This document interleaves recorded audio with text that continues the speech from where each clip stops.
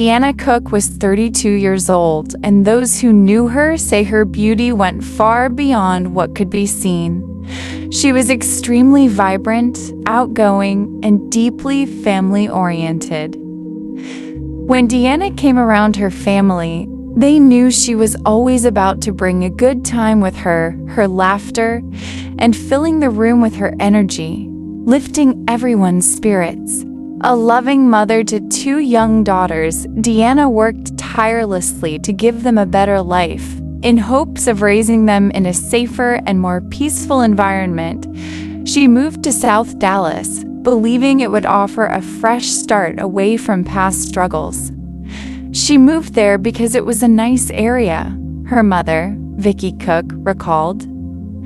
For Deanna, the move symbolized hope, stability, and a chance to protect her children. However, despite her efforts to build a better future, there was one danger Deanna could not escape. According to her Twitter page, she had been dealing with an obsessive stalker, someone whose presence continued to cast fear over her life. Though she tried to stay strong for her daughters and those around her, the threat lingered, quietly following her into the life she was trying so desperately to rebuild.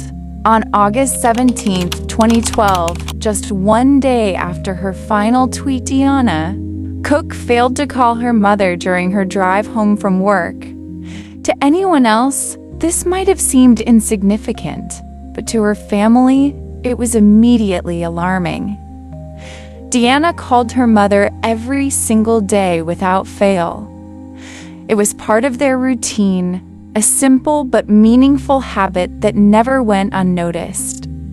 When the call never came, concern quickly turned into fear.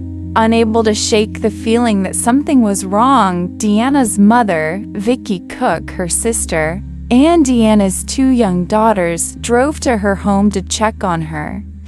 As they approached the house, the sense of dread only grew stronger. Deanna's small dog could be heard barking non-stop from inside, yet no one responded to repeated knocks on the door. Even more disturbing, water was pouring out from under the garage door, flowing into the street and down the gutter, an unmistakable sign that something inside the house was seriously wrong. Terrified and unsure of what to do next, Vicky called 911 and requested a welfare check, hoping police could force entry and make sure her daughter was safe. What happened next left the family stunned. The 911 operator told her that no officers could be sent out until the family first contacted all nearby hospitals and local jails to see if Deanna might be there. Dallas 911. My daughter has been missing since Friday. How old is your daughter? She is 32. Okay, have you called all the jails and hospitals? For several agonizing minutes, Deanna's mother remained on the line, desperately pleading for any kind of assistance. She explained the missed phone call, the barking dog, the unanswered door, and the water flooding from the house, that her requests were repeatedly denied. As precious time passed, the family stood outside, helpless, knowing something was terribly wrong, but unable to get the immediate help they so urgently needed. Tragically, it wasn't until Deanna's family forced their way into her home that the police finally responded. When her family entered the house, they were hit by a strong, awful smell and standing water that led to the bathroom. There, in the bathtub, they found Deanna. Her face was bruised and beaten, and she had been strangled to death. After Vicky and her sister discovered Deanna in the bathtub, they immediately called 911 again, this time reporting a confirmed death. I'm gonna have it in here. My room is tore up. Okay, ma'am, I'm sending police. I need everybody back outside, okay? What is it? Miss Cook, did you find her? It's up. It's up. Police and emergency responders arrived at the scene. The horror of that scene left her family shocked and devastated.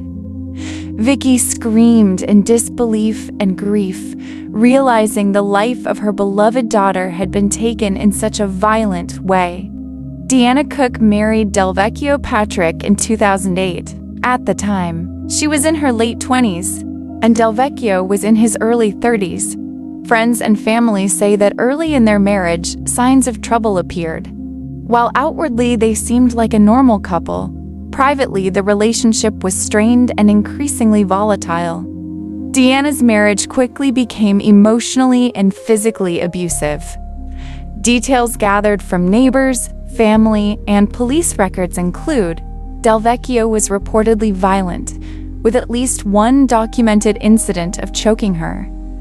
Friends later said he would sometimes become aggressive over minor disagreements. Deanna was often isolated from friends and family, pressured and threatened. She reportedly feared retaliation if she tried to leave. Delvecchio had a history of legal trouble, including assault and drug-related offenses, which added to the danger she faced. The marriage reportedly deteriorated over the years, with frequent arguments escalating into violence.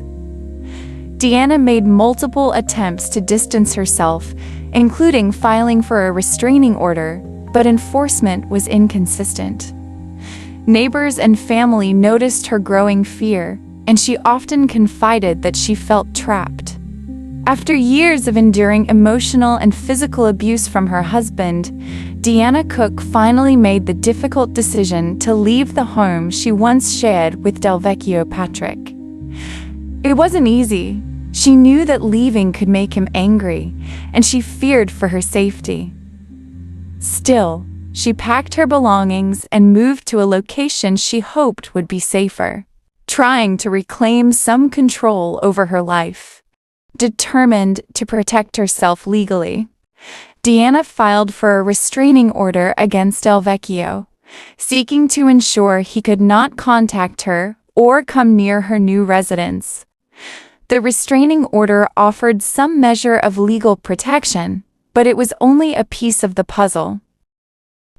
In the weeks leading up to her death, Deanna had made multiple 911 calls in an attempt to warn authorities about the danger she faced.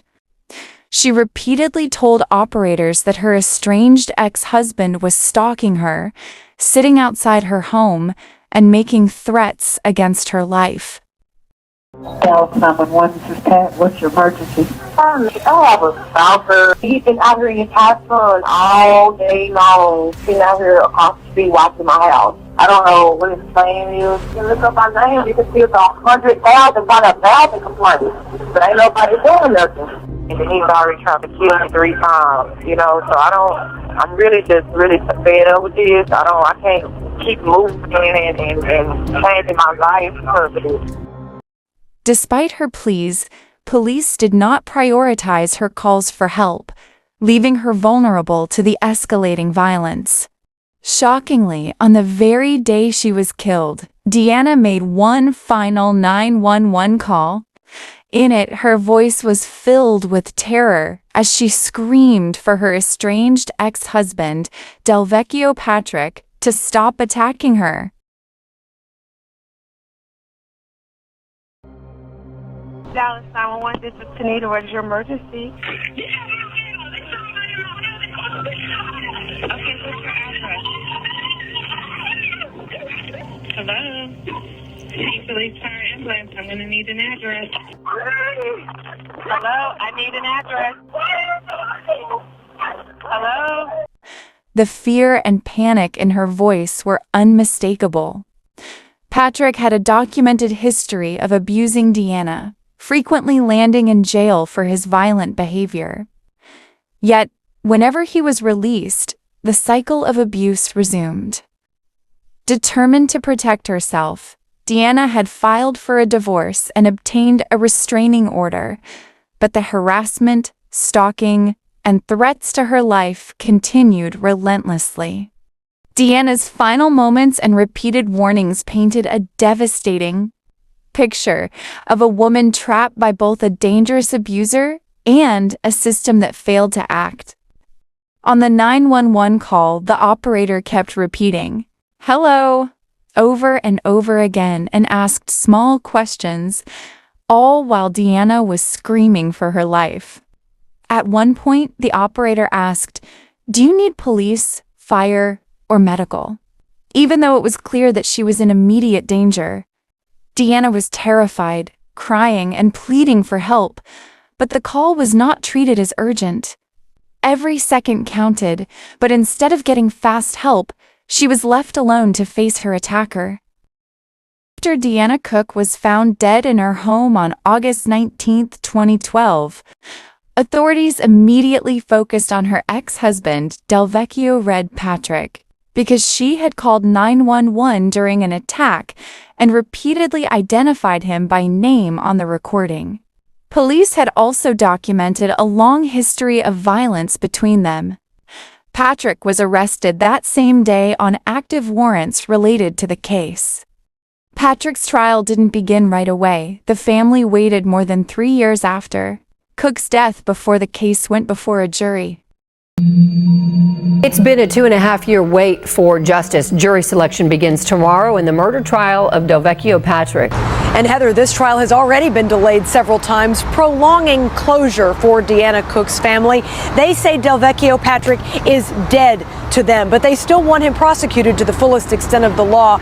Still, they know their message goes beyond a verdict. Her sisters hope that her story will rescue other women from domestic violence. Silence is not golden. Deanna Cook's voice lives on 2.5 years after her last breath. That she's here with all of us, and she is beckoning you to make a difference. 2 days later, her mother called 911 requesting a welfare check, but the operator told her to call the jail and hospitals instead. They did find her. After kicking in her front door, she was lying dead in her bathtub. What we experienced was horrible, and what we have to live on a daily basis through the memories, that's horrible. But at the same time, I'm glad that a light was shined on this situation so that the changes could be made in the system. That 911 operator was later fired, 2 others reprimanded, and the city of Dallas overhauled its 911 operations and hired more call takers after Cook's murder. It also helped spawn Mayor Mike Rawlings' campaign to end domestic abuse. Amen. On the eve of her trial, family and friends released balloons in her honor. When I asked what her sister wanted to say to Delvecchio Patrick, I have no energy for him. Valicia Battle chose not to listen to her sister's 911 calls, but she wants the jury to hear every single word. I think that's a necessity to understand exactly what was going on and exactly what the dispatch heard and exactly what was happening at that moment and what allowed police officers to stop and get Sprite instead of hurrying to this instant and to quench your thirst instead of saving a life. Delvecchio Patrick has an extensive criminal history, including assault, aggravated robbery, drug possession, and resisting arrest. He now faces life in prison. Heather? All right, Calvert Collins live tonight. Thank you. During this time, prosecutors built their case with evidence of his history of abusive behavior and the 911 call recording. The trial of Deanna's estranged ex-husband, Delvecchio Patrick, revealed the true extent of his cruelty. From the very beginning, he exhibited behavior that confirmed the depths of his violent and remorseless nature. In one of the most disturbing moments, when Deanna's young daughter took the stand to testify, Patrick gave her the middle finger, a brazen act of intimidation and cruelty that underscored his lack of remorse. As the trial progressed, the court played the full 911 call, with Vicky sitting in the courtroom listening to every agonizing second. Hearing her daughter's terrified screams and the detached responses from the operator, Vicky's eyes burned with rage. When Patrick's voice was heard on the recording, teasing and threatening her daughter during her final moments, Vicky shot him a glare that could have frozen the room. The courtroom was tense, silent in horror, as the audio laid bare both the desperation of Deanna's final moments and the systemic failures that allowed them to unfold. Throughout the trial, Patrick remained cold and unrepentant. Expert testimony from the medical examiner confirming the cause of death as drowning and homicidal violence. The prosecution argued that Patrick choked and drowned her while she was on the phone pleading for help. Delvecchio Patrick's defense team employed multiple strategies, including challenging the medical examiner's findings by arguing that Deanna Cook's alleged mental health issues and drug use, including PCP, could have influenced her behavior and even caused her death. And they brought in psychological and toxicology experts to support this theory. But the judge limited much of this evidence, particularly anything focusing on Deanna's past incidents or personal character, ruling it to prejudicial and irrelevant to the events of the attack. After approximately a week of testimony and presentations from both the prosecution, who highlighted the 911 call capturing Deanna's desperate pleas, Patrick's history of violence, eyewitness accounts, and physical evidence of a struggle, and the defense, the 12-member jury of 7 women and 5 men deliberated for about 2 hours before returning a guilty verdict for murder, and during sentencing, after the prosecution emphasized the brutality of the crime, the emotional impact on Deanna's family, and Patrick's disregard for human life. The jury rejected any leniency suggested by the defense. For his actions, Delvecchio Patrick was ultimately sentenced to 85 years in prison, a sentence reflecting the severity of his crimes and the cruelty he had demonstrated. The 911 operators involved in mishandling Deanna Cook's calls were Angelia Herod Graham, who was fired, and Tonietta Hopkins, who was suspended and later left her job. Their failures to properly prioritize and dispatch help contributed to the delayed police response that ultimately left Deanna vulnerable to her attacker, Delvecchio Patrick. Specifically, Herod Graham took a call from Deanna's family 2 days after Deanna had been attacked, during which they reported that Deanna was missing and possibly in danger. But instead of dispatching police immediately, she directed them to check local jails and hospitals, failing to recognize the urgency of the situation. Hopkins had taken Deanna's original 911 call while she was being attacked, but failed to properly log and prioritize the call, delaying the arrival of law enforcement. Following an internal investigation by the Dallas Police Department, Angelia Herod Graham was fired for violating department policies and failing to perform her duties responsibly. She appealed the firing at the city's Civil Service Appeals Board, arguing that the termination was unjust and that her actions did not warrant dismissal. They blamed you. They said Deanna Cook died because of a botched 911 call that was mishandled by you. I didn't blame people for thinking that because they don't know all the information. At the end of the day, somebody lost a daughter, a mother, and a sister. That was what was important to me. You pick up that first call. And the first call is that call. In February 2013, the appeals board upheld the firing, determining that her conduct had indeed breached policy and that termination was appropriate. Separately, Deanna Cook's family filed a federal civil lawsuit against the city of Dallas and individual 911 employees, including Herod Graham and Hopkins, claiming that the mishandling of the emergency calls and delays violated Deanna's constitutional and state rights and contributed to her death. This case went through the judicial system and eventually reached the U.S. Court of Appeals for the Fifth Circuit. In November 2019, the Fifth Circuit affirmed the dismissal of claims against the individual operators, including Herod Graham, agreeing with the lower court that there was insufficient evidence to hold the operators personally liable for Deanna's death. In summary, both 911 operators faced consequences. Herod Graham lost her job and failed to overturn her termination on appeal. And Hopkins left her position after suspension, while the federal court ultimately absolved both of personal liability. The case brought widespread attention to systemic failures in Dallas' emergency response system and led to reforms aimed at ensuring that domestic violence and other urgent calls are prioritized appropriately to prevent such tragedies in the future. Determined to preserve Deanna's memory and honor her legacy, her family established a foundation in her name called Deanna's Voice. Hi, my name is Anaya Williams. And I'm Anicia Williams. Our mother is Deanna Cook, who died from domestic violence in 2012 on August 17th. But now at the age of 16 and my sister being 18, we have came a long way in being strong for each other. Now I'm getting ready to graduate high school, and I'm going to attend a four-year university here in Texas. I have been keeping my mind focused on my studies with AP classes and with sports. We have not given up. We have started a nonprofit organization called Deanna's Voice, so we can use our mother's voice to save other victims. To hear the rest of her story, please visit deannasvoice.org. If you found this story important, make sure to like, subscribe, and turn on notifications so you never miss a true crime story. Share Deanna's story to keep her voice alive.